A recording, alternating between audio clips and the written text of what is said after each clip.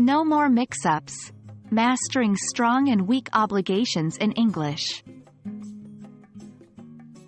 Hello, English learners. Today, we're going to delve into an important topic in English grammar: strong and weak obligations.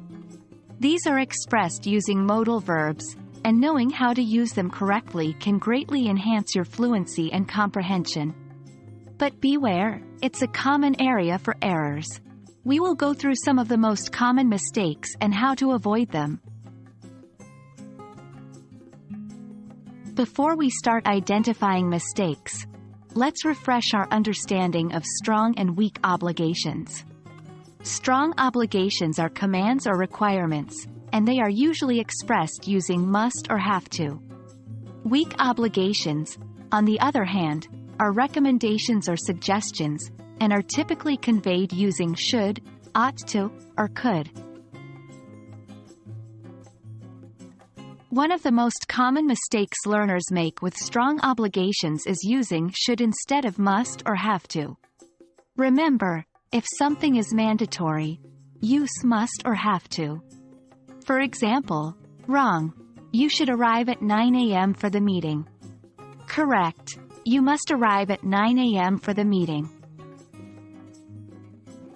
Another common error is using have to in the negative form to express lack of necessity. The correct form to use in this case is don't have to. Wrong. You don't must wear a uniform. Correct. You don't have to wear a uniform. When it comes to weak obligations, a common mistake is using mustn't instead of shouldn't or ought not to when giving advice or recommendations. Mustn't indicates a prohibition, not a weak obligation.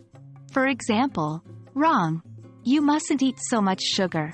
If it's not prohibited, correct. You shouldn't eat so much sugar. Another error is overusing could to the point where the obligation's meaning is unclear. Remember, could indicates possibility, not obligation. Use should or ought to for clearer suggestions. Wrong. You could exercise more. Correct. You should exercise more. Sometimes, learners mix up must and have to with should and ought to. Remember, the former pair represents strong obligations, while the latter pair represents weak obligations. Wrong. I must lose weight for my health. If it's not mandatory, correct. I should lose weight for my health.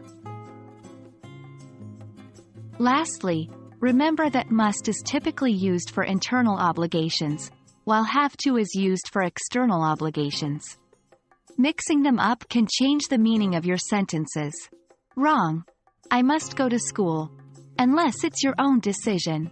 Correct. I have to go to school.